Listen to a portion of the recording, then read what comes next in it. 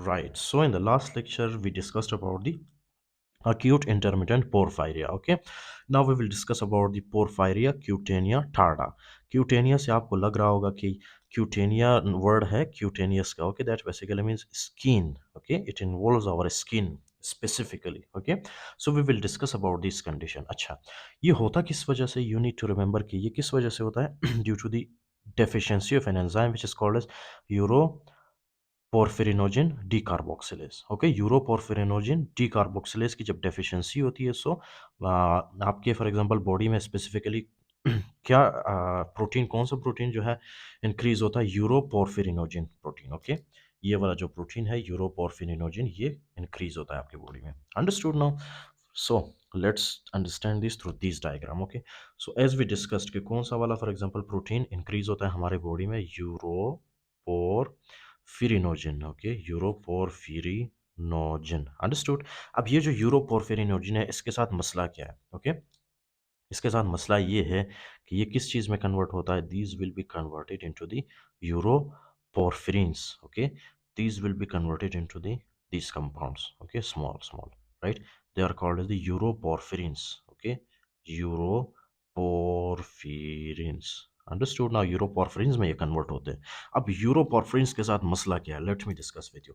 First of all, इतना basic तो आपको पता होगा ना, किसी बच्चे को भी पता है. This is the for example epidermis. Okay, this is the epidermis, right? अब एपिडर्मिस के बाद कौन सा लेयर आता है हमारे बॉडी के अंदर? डर्मिस लेयर, है ना? Right, I hope you know that. सबसे पहले है डर्मिस, सबसे सुपरफिशियल. उसके नीचे है सबसे पहले है एपिडर्मिस, उसके बाद है डर्मिस लेयर. अंडरस्टूड? अब क्या है कि फॉर एग्जांपल ये जो यूरोपोर्फिरिन्स है, ये क्या करती है? जो डर्मल लेयर है, राइट, इनके साथ जाके डिपॉजिट करते हैं ये. ओके, इस तरह से इनके साथ जाके ये अटैच होते हैं डर्मल लेयर के साथ. अंडरस्टूड? फाइन. डर्मल लेयर के साथ ये अटैच होते हैं, सिंपल. अब हमारे बॉडी को फॉर एग्जांपल हमारे हाथों को, फेस को स्पेशली, राइट, क्या होता है कि वो जो है ज़्यादातर किस चीज़ को फेस करते हैं? सनलाइट को, है ना? Can you recognise this diagram? बचपन में हम जो है कार्टून जब देखते थे, तो हमें ये वाला सन दिखाया जाता था. अंडरस्टूड? तो ये जो सनलाइट है, अब नॉर्मली ये सन क्या रिलीज करता है? This will release ultraviolet A rays. Okay, fine. UV A rays. ये यूवी ए रेज के साथ मसला क्या है? ये सबसे पहले हमारे डर्मिस, एपिडर्मिस तक लगता है. ओके, एपिडर्मिस के बाद ये हमारे डर्मिस लेयर को जाके क्या करता है? पेनेट्रेट करता है. और डर्मिस लेयर के अंदर क्या चीज़ प्रेजेंट है हमारे पास? यूरोपोर्फिरिन्स, एज वी डिस्कस्ड. ओके, तो यूरोपोर्फिरिन्स है. अब यूरोपोर्फिरिन्स इस चीज़ को बर्दाश्त नहीं कर पाता. क्यों? क्योंकि यहाँ पे सन के अंदर ये क्या प्रोड्यूस करता है? UV A rays. ओके, और यूवी ए रेज के अंदर क्या होता है? एनर्जी. फाइन.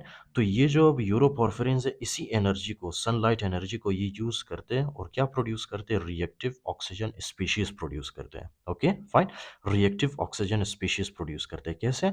इन्होंने जो है क्या किया?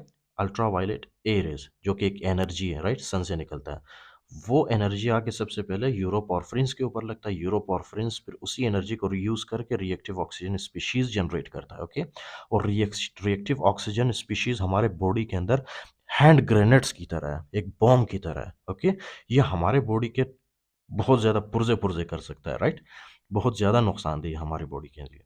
अच्छा, अब ये जो रिएक्टिव ऑक्सीजन स्पीशीज है, ये करते क्या है? Listen very carefully. The very first thing that you have to remember, okay, these will cause damage. Okay, damage of what? Damage of the for example collagen fibres. Okay, damage of the collagen fibers, including that number 2, it will cause damage of the cell membranes. Okay, cell membranes, ये जल्दी जल्दी में लिख रहा हूँ. Okay, cell membranes. इसी तरह से जो फॉर एग्जांपल वेसल के वॉल्स होते हैं, ओके, राइट, वेसल के वॉल्स होते हैं, उनको भी ये डैमेज करता है. फाइन.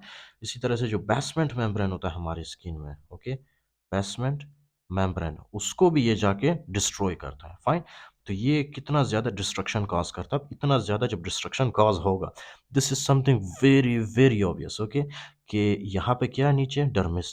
ओके, और ऊपर क्या है? एपिडर्मिस. नॉर्मली ये दोनों अटैच होते हैं. ओके, अटैच होते हैं ये.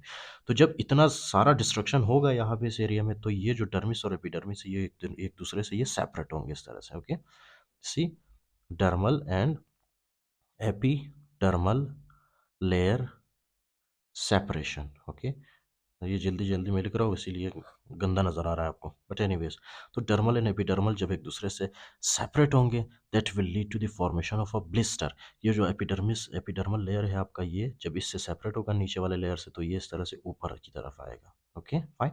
और ये जब आप फॉर एग्ज़ाम्पल देखोगे ये आपको कैसे दिखेगा in the form of blisters आपको नज़र आएँगे ये। Okay fine. और ये किस वजह से होते हैं? रिएक्टिव ऑक्सीजन स्पीशीज़ की वजह से। फाइन। ये किस वजह से जनरेट होते हैं? यूरोपोरफ्रिन्स की वजह से। अंडरस्टूड। अच्छा, ये यूरोपोरफ्रिन्स का काम होता है। ओके। इसी तरह से ये जो रिएक्टिव ऑक्सीजन स्पीशीज़ है ये हमारे स्किन के अंदर क्या काज करते हैं? Chronic inflammation. Okay. Chronic inflammation. Chronic inflammation की वजह से क्या होता है? हमारे स्किन के अंदर आपको पता है सेल्स होते हैं which are called as melanocytes. वो क्रॉनिक इन्फ्लेमेशन हमारे मेलानोसाइट्स को स्टिमुलेट करते हैं। ओके। Melanocytes fine. मेलानोसाइट्स जब स्टिमुलेट होते हैं so that will lead to the production of the melanin. Okay. Melanocyte stimulate जब होते हैं उसके बाद क्या प्रोड्यूस होता है? मेलानिन। मेलानिन क्या करता है? हमारी स्किन को पिगमेंट प्रोवाइड करता है। ओके। हमारी स्किन को डार्क पिगमेंट प्रोवाइड करता है। ओके। तो इनका जो पेशेंट्स होते हैं इनका जो स्किन है वो पिगमेंटेड स्किन आपको नज़र आएगा। ओके। इसी तरह से ये यूरोपॉर्फिरिन्स हमारे किस चीज़ में जाके एंटर होते हैं? हमारे यूरिनरी ब्लैडर में। ओके। प्लाज्मा और यूरिनरी ब्लडर दोनों में ये क्या करते हैं? इस तरह से जाके डिपॉजिट होते हैं। फाइन। ओके। उसके बाद जब फॉर एग्जांपल हम पेशेंट का यूरिन चेक करते हैं क्योंकि यूरिन के अंदर भी क्या होता है? यूरोपॉर्फिरिन्स। फाइन। तो ये यूरोपॉर्फिरिन्स यूरिन को कौन सा कलर देते हैं? Brown. Okay.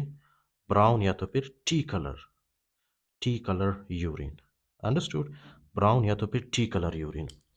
Okay, right?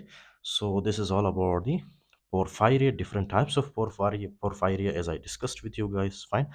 I hope you have understood. So these are the most important findings, including that one last point I want to tell you. Okay, specially in case of the acute intermittent porphyria, इसमें जो treatment है आपको पता है उसमें क्या देते हैं? उस ट्रीटमेंट में हम लोग देते हैं हैमीन। ओके। हैमीन। हैमीन क्या करता है? हैमीन ये एमिनोलिवलिनिक एसिड की फॉर्मेशन को रोक देता है। ओके। क्योंकि जो एंजाइम इन्वॉल्व होता है in the formation of aminolevulinic acid formation, okay, उस एंजाइम को ये हैमीन रोक देता है। जब ये एंजाइम इनहिबिट होगा तो उसके बाद एमिनोलिवलिनिक एसिड भी नहीं बनेगा, पोर्फोबिलिनोजिन भी नहीं बनेगा। ओके। और आगे ये सारा प्रोसीजर रुक जाएगा। Understood. So this is the treatment for this acute intermittent porphyria specially. Okay. Right. ये है इसका ट्रीटमेंट। अच्छा, उसके बाद क्या? उसके बाद डायग्नोसिस तो इनका बहुत ही ईजी है। सबसे पहले आप क्लिनिकल फीचर्स देखते हो। Okay.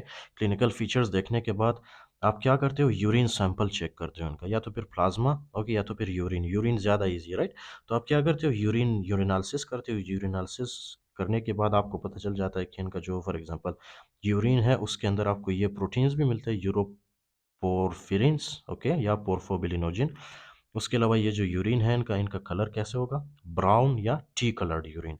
In case of the acute intermittent porphyria इनका जो यूरिन है वो पोर्ट वाइन कलर यूरिन होगा।